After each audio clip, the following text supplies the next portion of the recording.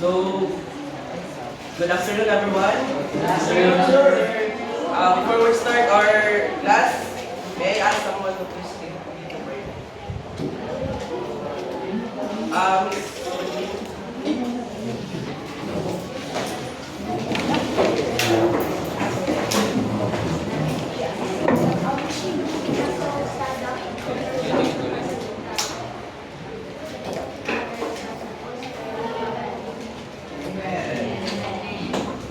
So before we start, kindly pick up the piece of papers or trash on under your stairs and tables.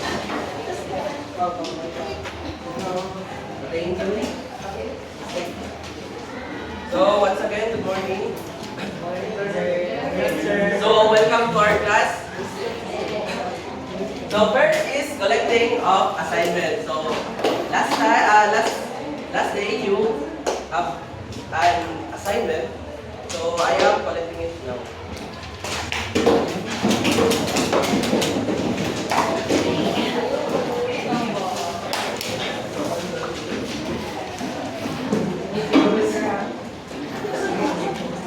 So thank you.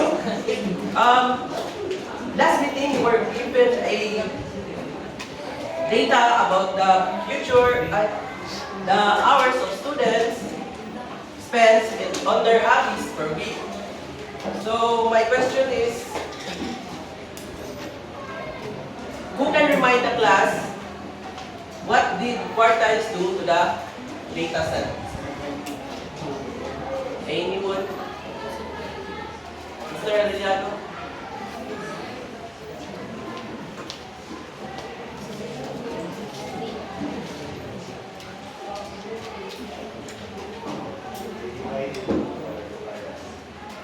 So, thank you, Mr. Arellano. That is correct.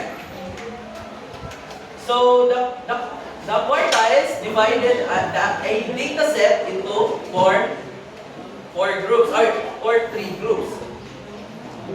Each quartile helps us to understand which group it belongs, where the values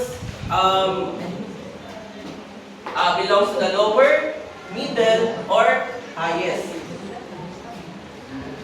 So, now, I have another question. If we divide the data a data set into 10 equal parts, what would be the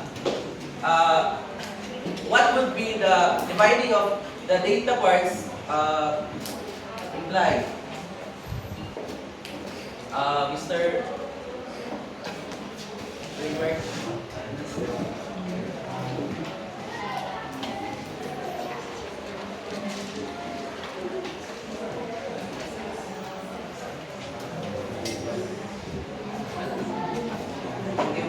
So what would happen to the data set is we can identify it more precise if it belongs to the lower, middle, or highest.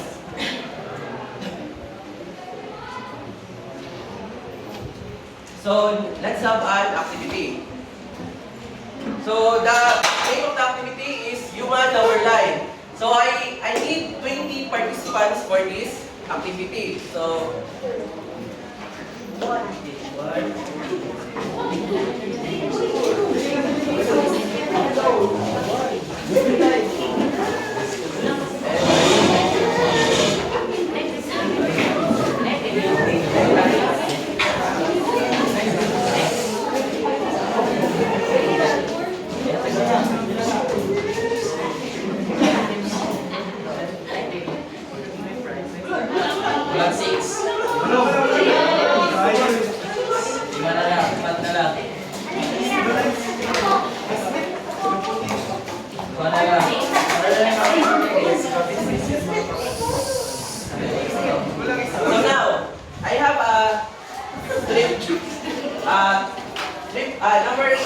strip papers containing numbers of hours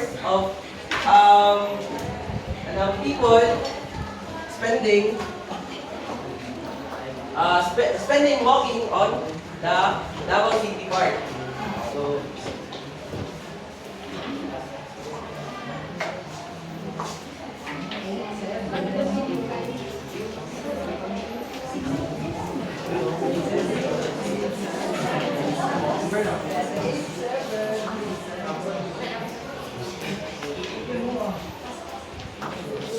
Pastor, please.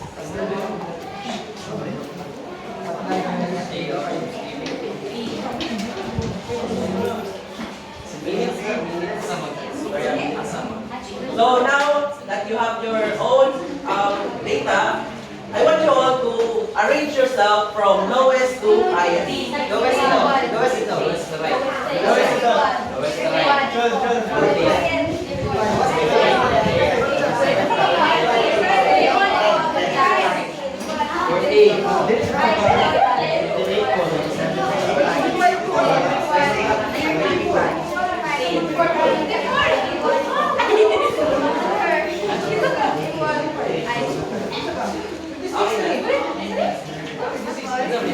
Okay na? So, now, I have a question. Pero, pag mo nag-participate, sila ato ba tanong? So, my question is,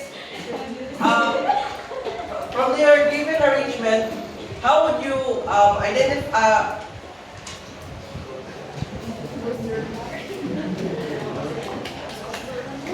how would you describe the positions of each data without telling me what are their numbers in the arrangement? Like, how would you like for example, I can describe Juanitas as the highest since he is in the last order. So, Mr. Estoy. So, without looking at their numbers, and I would just assume that they each have a number. At first, I would think that they might be not organized. That is if I haven't seen their numbers. But if I would look at Juanita's number and Clara's number, if Juanita's is significantly larger than of Clara's, then I'd assume that they are chronologically arranged, or it is from least to greatest. That is correct.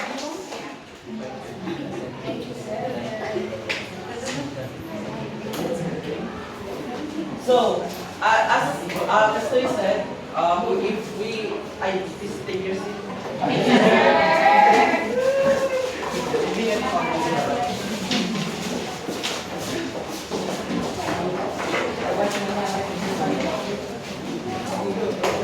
So now, as Estoy said, we can clearly precisely find out kung isa ka data is from highest to lowest if we arrange it from lowest to highest.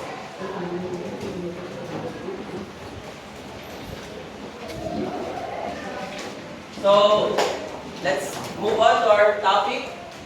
Our learning objectives, please read everyone.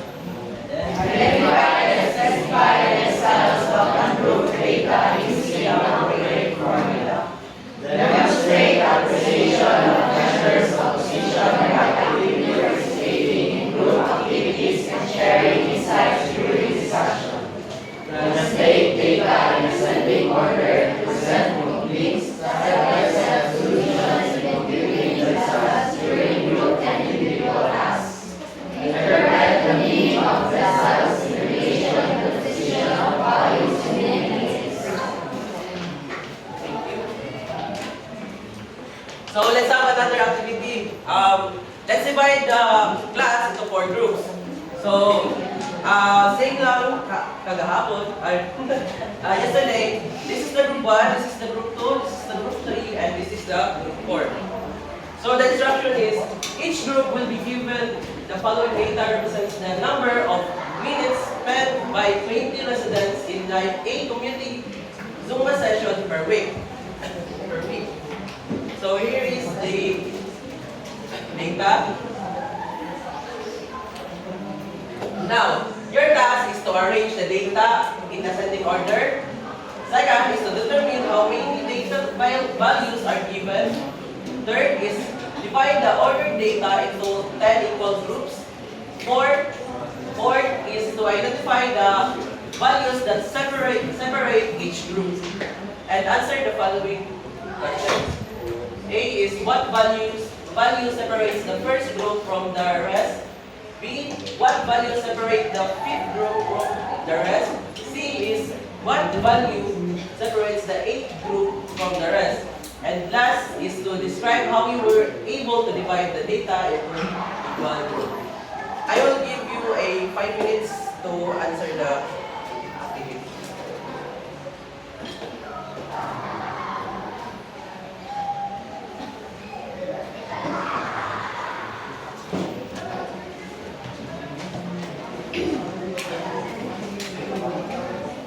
Time's up.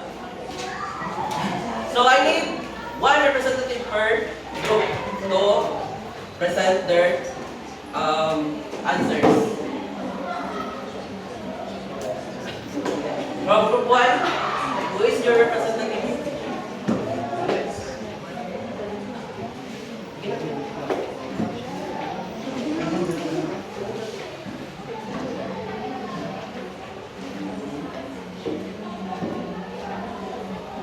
Thank you, Mr. Ariano. From the second group.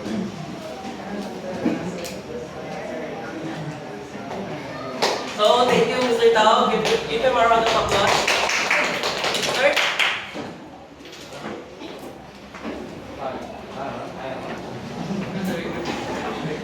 Thank you. Give him a round of applause.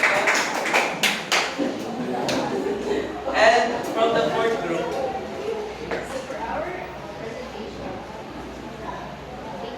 So, thank you. So, I have a question. How did your group arrange the data before dividing it, and why was this step important? Anyone?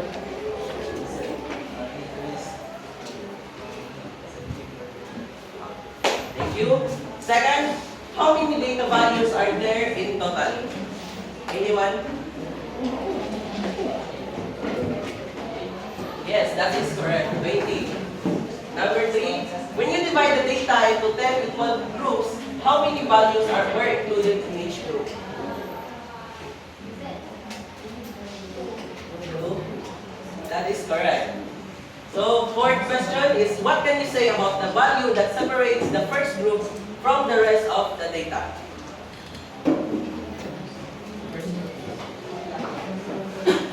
Yes, Miss Lisa.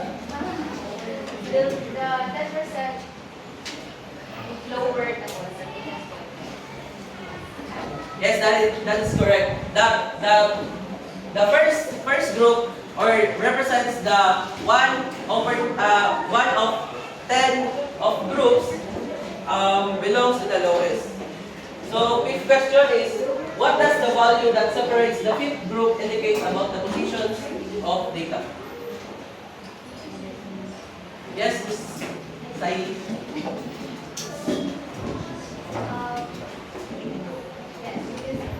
Thank you, Ms. Saidi.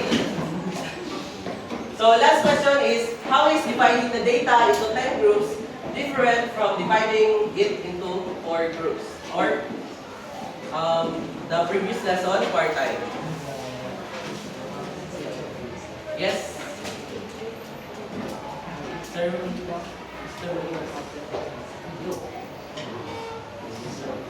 So that is correct.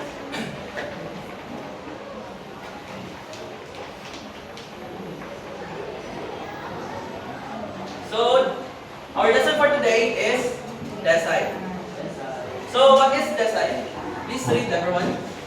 Deciles recognize corresponds to divide distribution into 10 equal parts denoted as P1, P2, P3. And are divided in the same way that the quartiles are calculated. Each decile shows the relative position of the values in the inherited set. Higher decile represents higher standing position compared to the second data. So decile, same as the quartile, it divides the data set into parts. But on the decile, it is divided into 10 equal parts. It is divided into 10 equal parts because it is to precisely point out the values that belongs to the first decile, the second decile, and so on. So here is the formula. D sub k is equals to k multiplied by n plus 1 over 10, which D sub k is, represents the decile.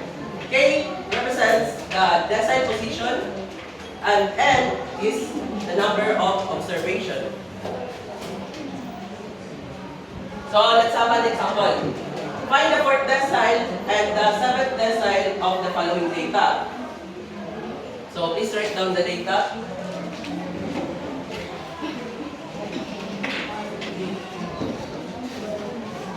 Now, so step 1, arrange the data in ascending order.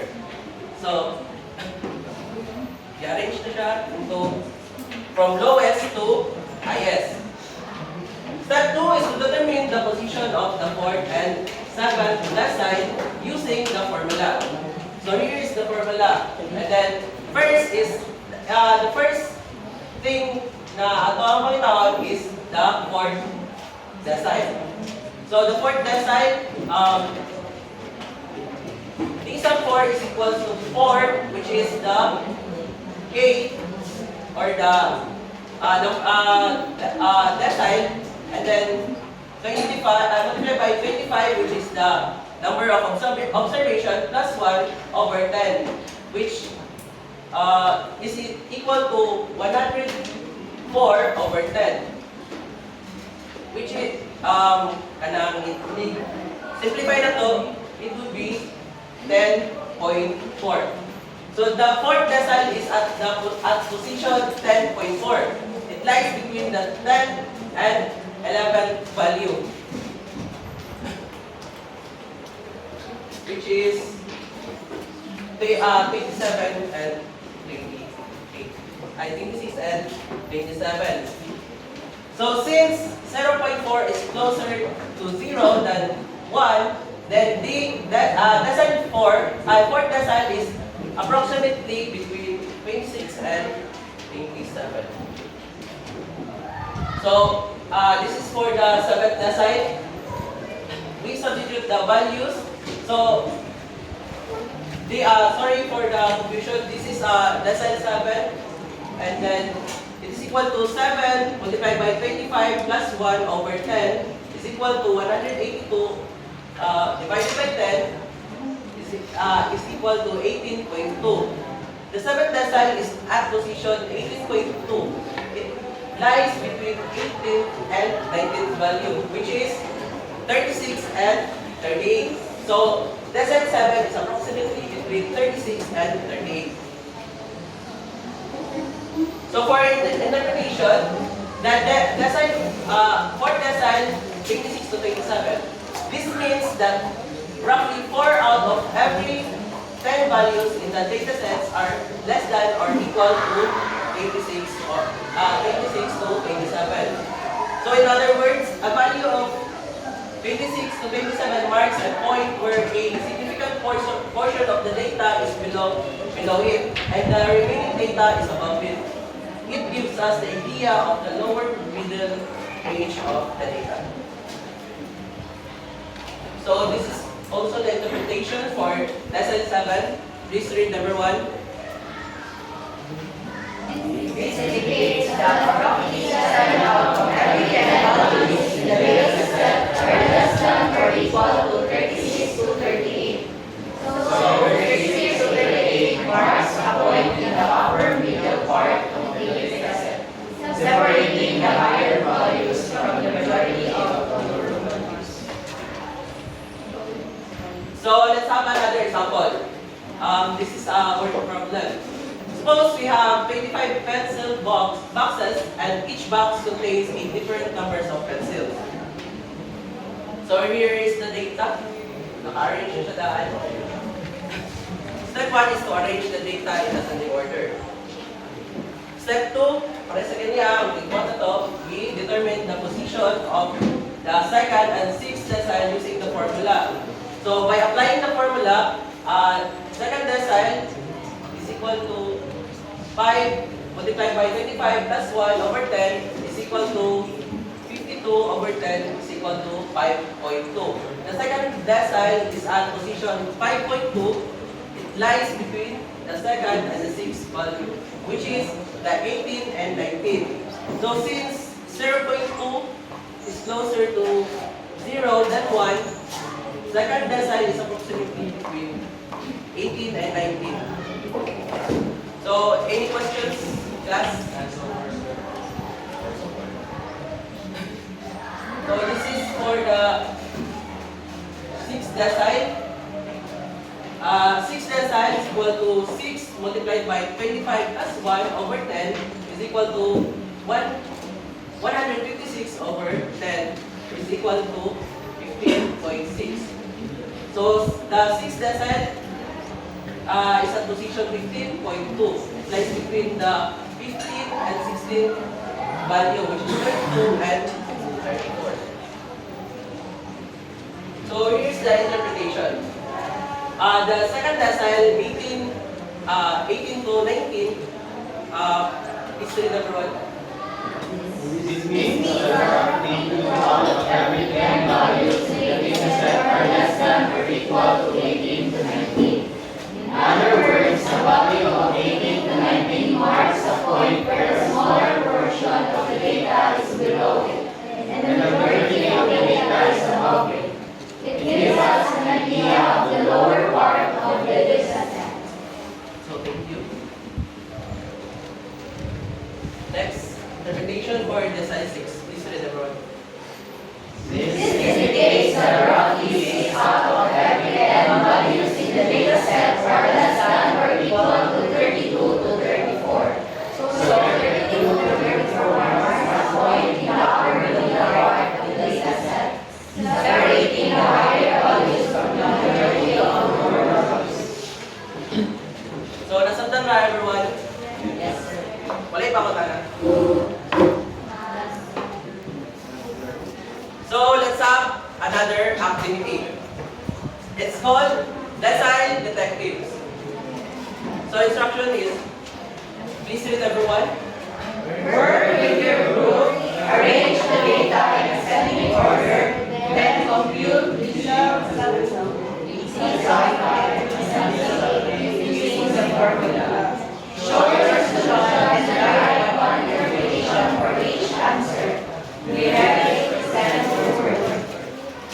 So everyone, here is the data. So I will give you 3 to 5 minutes to answer with your group. So timer starts now.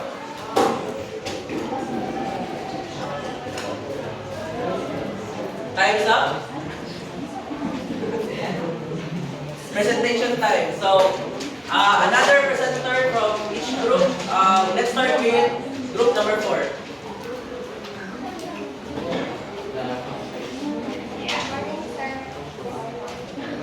Thank you. From group 3. Yes, we will go to present our Thank you. Group 2.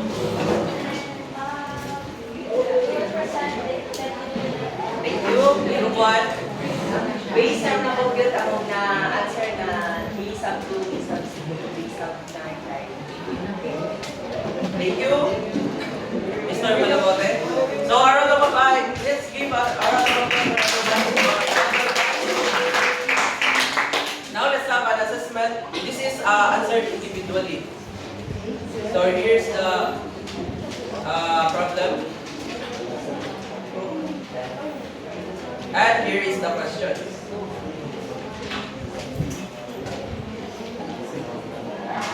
I will give you 1 minute to answer it. So, time's up everyone. Please pass your answers.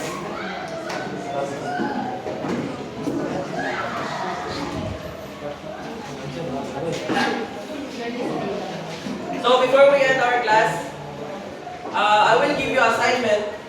Please read the instruction. Equally arrange the given data in ascending order and determine the total number of values.